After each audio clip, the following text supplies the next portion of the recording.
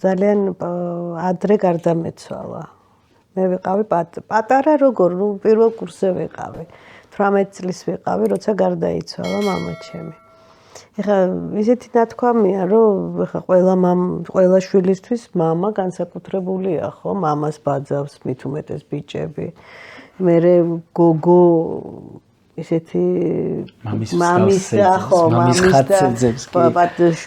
გოგოშვილის ურთიერთობა რაღაც აუცარი ფენომენია და მე ნაბულარაშვილი ვიყავი. 3 დები ვარ და მესამე მე ვიყავი, რომელიც რაღაც 10 წლის შემდეგ შემთხვევით გავჩნდი, მოვევლინე ქვეყანას და მართლა საყვარელი შვილი ვიყავი, მისთვის ყოველთვის პატარა ვიყავი, რა თქმა უნდა და რაღაც ძალიან სხვანაირი ურთიერთობა მქონდა. ნუ მამას გზას გავყევი და მე დღესაც ვამბობ, 60 წლისა ვარ, არ ვმალავ ჩემ ასაკს და დღესაც ვამბობ, რომ მე მამა ჩემის ნაკვალებზე დავდივარ. იმიტომ რომ მამამ მომიყვანა აქამდე და დღესაც რამე რომ ისე რაღაცა რომ გამიჭირდება და რაღაცა სულ ვფიქრობ, რომ რომ რაღაცა უნდა დამეხმაროს, ახლა ისე სხვანაირად არ შეიძლება. უნდა დამეხმარო. კი, ნამდვილად. ყოველთვის დღესაც ჩემს გვერდით არის.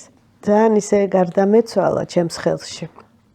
და პირველ კურსზე ვიყავი თეატრალურ ინსტიტუტში მაშინ და მახსოვს უცებ დაემართა, ნუ სისხლის ჩაქცევა დაემართა და თან მარტო ვიყავი, დედა არ იყო სახლში და ესე ხელი ქონდა ესე მოკიდებული და მე რომ ვტიროდი და ვგრძნობდი რომ უკვე ძალიან ცუდად იყო მე შენ ეხლა გჭირდებოდიო მითხრა.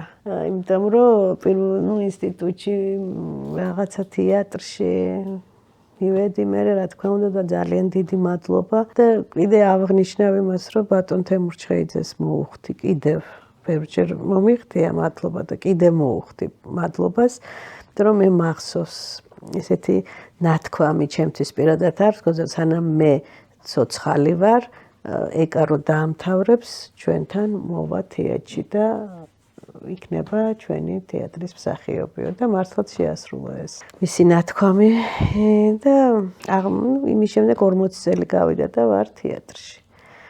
რომ მამა ჩემთვის რაღაც ესეთი ამოუცნობი ფენომენია დღესაც, რომელიც სულ მენატრება. სულ დაუკმაყოფილებლობის გრძნობა მქონდა, რა თქმა უნდა. ისი თქვა ქალბატონო ეკარო ბატონი კუკური მჟავანაძე იყო მარჯანიშვილის თეატრის დირექტორის მოადგილე და პრაქტიკულად იყო ბოლო წლები, კი.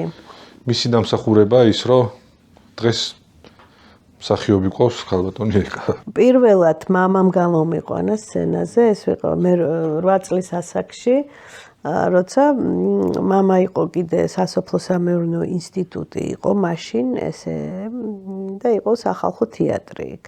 და ძალიან ისეთი ცნობილი ახალგაზრდული სახალხო თეატრი იყო, რომელიც ძალიან ისე გასტროლზე ისე დადიოდნენ საზღვარგარეთ მაშინ მე ხა 70-იან წლებს გეუბნებით.